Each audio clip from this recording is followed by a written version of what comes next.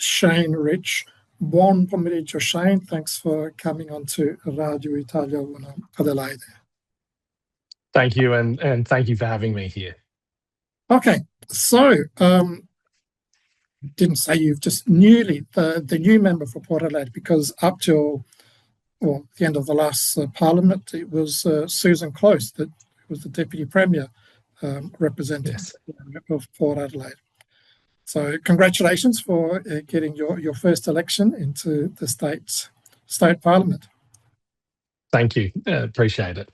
But now I've had a look at your background. You've been involved in the South Australian political scene for quite a while. Actually, I watched your first speech, and that's quite a reasonable history of you working in political offices and in some trade unions. Give us a bit of a background. How did that happen? Sure. Well, I guess understanding where I come from a working class family. My father worked for telecom for many years, now a truck driver. My mum was a migrant with her family from Italy. They came over in 1953. So for me, getting involved with politics was sort of spurred on by some of the things that I observed both growing up and then seeing things change in the community. We had a lot of interaction with the health system.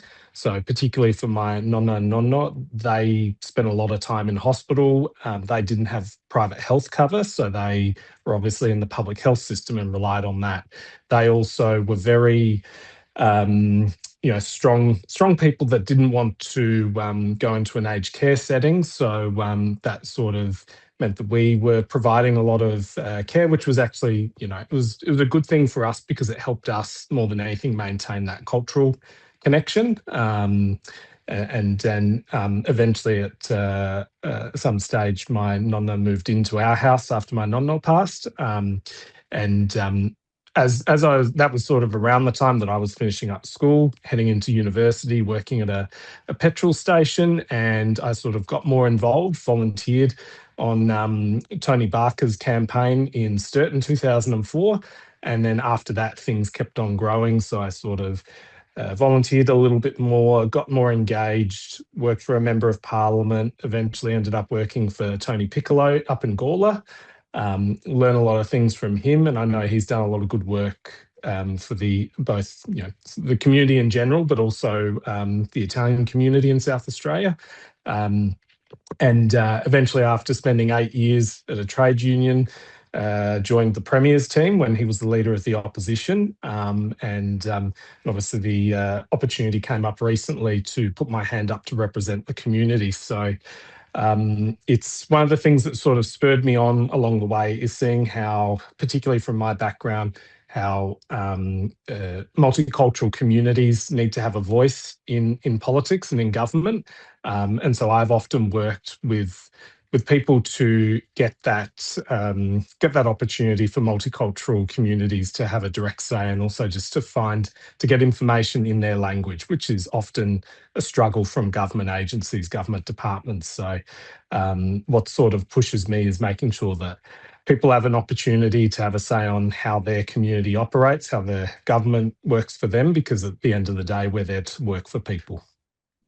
And you mentioned that Tony Piccolo's office. We've had several conversations on this program with Tony around his project around the people who were interned during the Second World War, as well as the important growth area in Gawler. It's an interesting springboard. Our other friend Ben Rillo was part of Tony's office at one stage. I'm not sure if you overlapped with Ben. He was just after I was there. So when I moved on to another role, Ben came in, so he continued good work there. Yeah. And he's now working for Senator Don Farrell, who's the Minister for Trade. Yes. Very important work, that one. Well, you're saying talking about the election of Port Adelaide. Why don't you just describe it a bit to us? Where is it located and a bit of the demographics? Sure. So it encompasses the entirety of the Lefevre Peninsula, so from the suburbs of Osborne, North Haven, Taparoo, where I live, Largs Bay, down to Semaphore. across. So Grand Junction Road is the southern boundary. So it takes in then Port Adelaide itself, Rosewater, Ottaway, out to the north-south motorway. So it's sort of an interesting electorate in a way, because you've got very traditional built-up western, sort of inner western suburbs areas.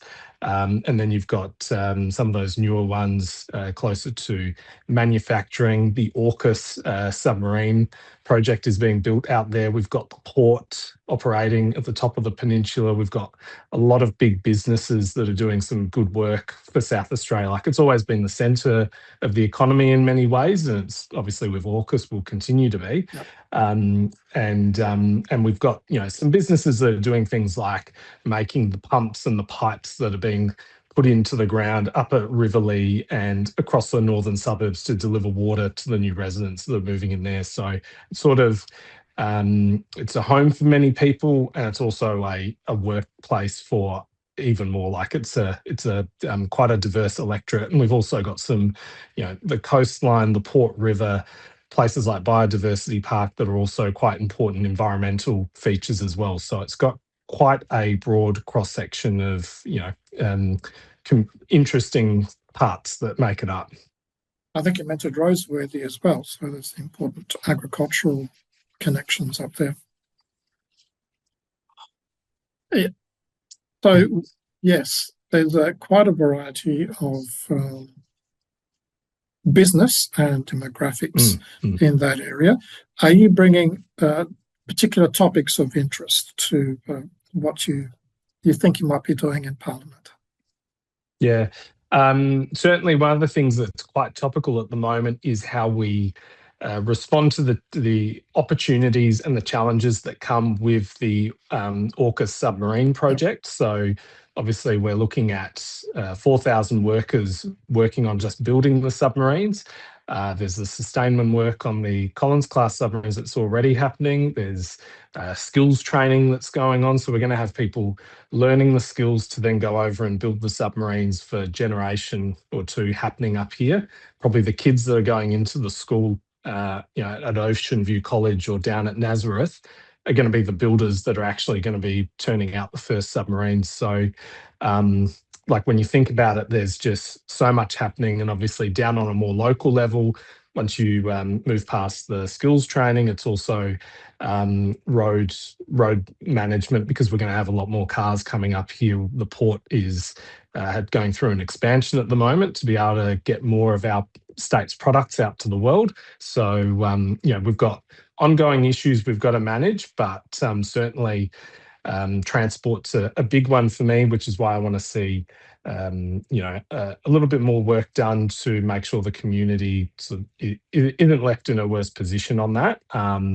Public transport's a big thing as well. We've got the second oldest electorate in the state in terms of age of people. So aged care is something that's quite important as well.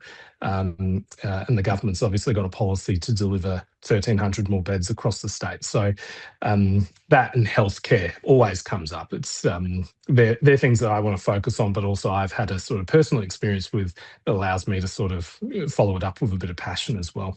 Yeah, so let's connect some of those points. You mentioned the age structure of the electorate, and so obviously aged care and the health services are important, and you're they're your personal experience. How is that manifesting itself in your electorate? Well, I think, like with other parts of the state, people are looking for, you know, somewhere to move to as they get older. Not everyone wants to stay in the family home. There's obviously housing is connected to that in many ways. So I think there's an opportunity for us as people choose to downsize, to make sure that we've got the aged care facilities coming online so that people who want to go into that sort of living arrangement can do that. And for those that just want a smaller house somewhere, whether it's an apartment down in the port or a smaller house in Semaphore or Taparoo, that we've got those sorts of things available for people. So we're seeing a big change because it's sort of going from an area that's very suburban in some parts to a little bit more higher density or medium density. So that gives us an opportunity to hopefully get some more services in for those people as well.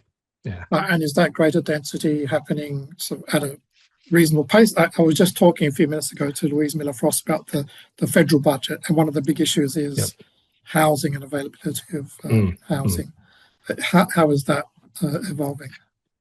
Yeah, I think particularly around Newport and Port Adelaide itself, there's a lot of housing that's going in, terrace housing, which I think fits the style of both what people want to have, but also what is going to help revitalise the area of Port Adelaide itself. And it's making I'm hearing lots of positive things from local people who are happy to see more people bringing a bit of life to the area, particularly Port Adelaide, because it's it's one of those places where there's been a lot of plans over the years and they haven't always worked out. I think now's the time to get it right. There's a lot of stuff going on, and I think we owe it to the businesses in Port Adelaide itself to make sure that we've got people there that help support them, because they've had a tough run through COVID.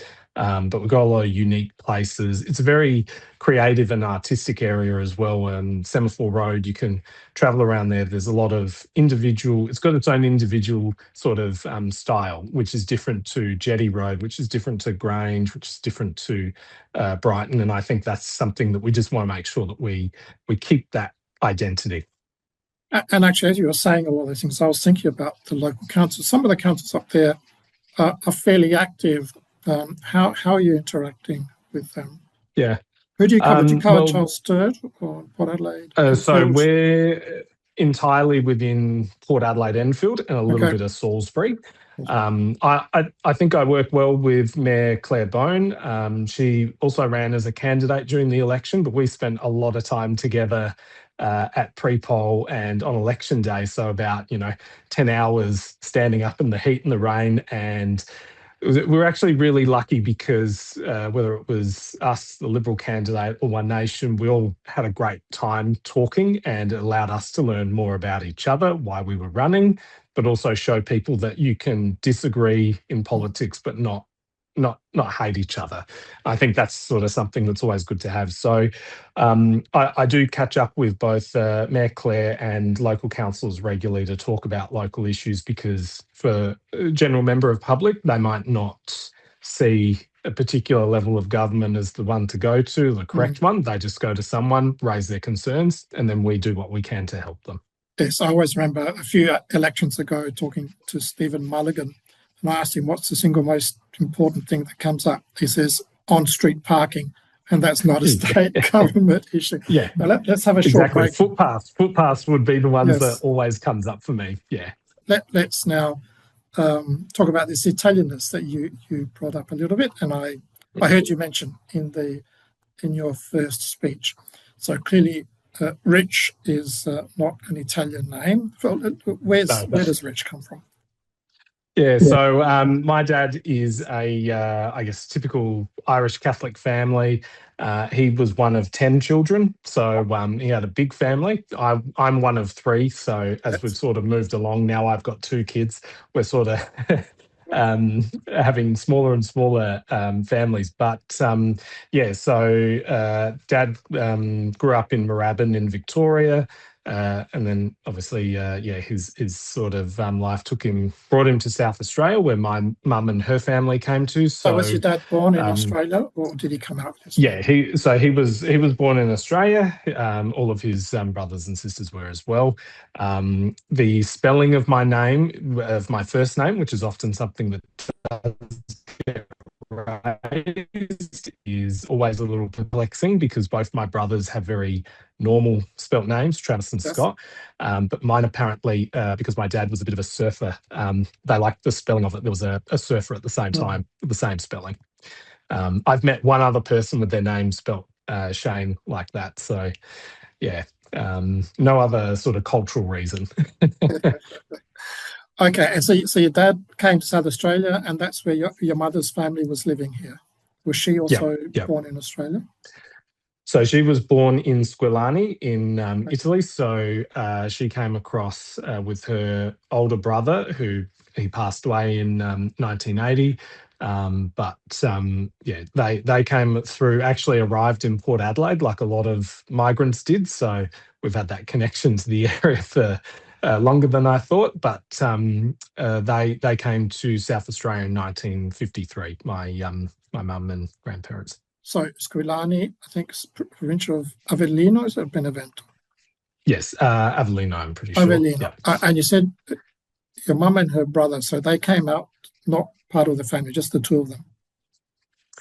So my nonno had arrived first Right. a few years earlier. Actually, some of my grandmother's family went off to Boston. So a few of them went there, and for whatever reasons, they sort of the rest of them came to Adelaide, which obviously I'm very happy that they did. Yeah,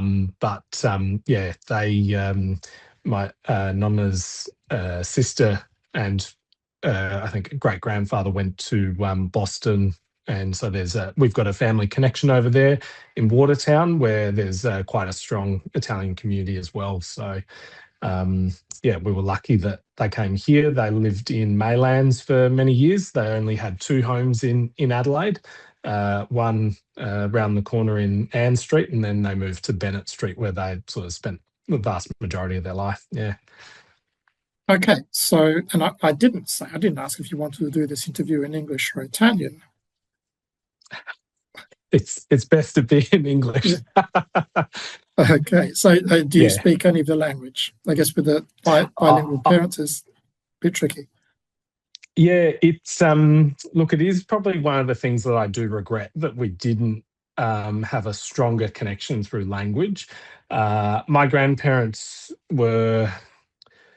they wanted to speak to us in English because they thought that it would, I think from their experiences, they thought it was a good thing for us to be English speakers first and foremost. But they obviously spoke a lot of dialect, picked up a few of those things, probably more swear words than were necessary. But it is something that I do regret not putting more or having the opportunity to maintain, because I think it's an important way of connecting back to your culture through language. So it's something that I've spoken to my children about, us learning together, so that then maybe we can keep that connection going on a little bit longer, because they're very proud of their background as well, and we hope to visit there one day as a family. Okay, I was going to ask you that. I've done a little bit of research on Squillani. Population, maybe not even 300 nowadays, but it's created now two state members of Yes. parliament, you Yes. and Pat Scalzi, or Jack. I always get mixed up between Pat and Jack. Joe. Joe Scalzi. Joe. Yeah. Yes. So I'm implying in what you've said, you haven't visited yet. No, not yet, but it is on the plans to do. And I've promised my family that we would go on a holiday, particularly after a long campaign and a few years of some hard work. So I'm hoping to do that soon, because it would be good to visit where the family are from and experience that. And how did the kids take up the issue of the language? But they're possibly learning a language at school anyway, right? Maybe not Italian. Yeah, it has been interesting, because with the way languages has sort of changed. Like when I was at primary school, Italian was the default language that most people did. I also did some German in high school, so I picked up some of that, which incidentally, my nonna also had to do that when he was growing up. So,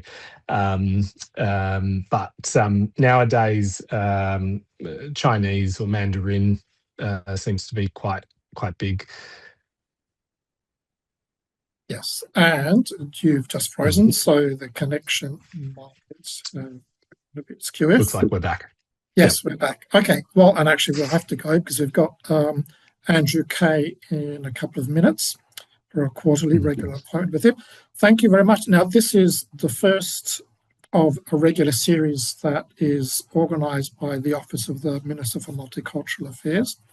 It was created, this regular appointment, by Zoe Bettison in the previous Parliament, and I'm pleased to see that Nadia Clancy is wanting to continue. So thanks for coming again, and thank you to Nadia Clancy for continuing this regular conversation with Radio Italia One Adelaide. Thank you very much, and look forward to coming back. Now, actually, as a question without notice, I hadn't asked, is there a song or a singer that you might want to request? Well, it's hard to go past Andrea Bocelli, so... oh, yes, okay. Yeah.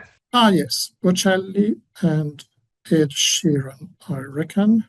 Yes, Perfect Symphony, beautiful. Perfect. Okay, yes, that's a good way of sort of combining the two. Yes, thanks again, and have a good weekend, and good work for this at least first period in Parliament. No worries. Thank you very much.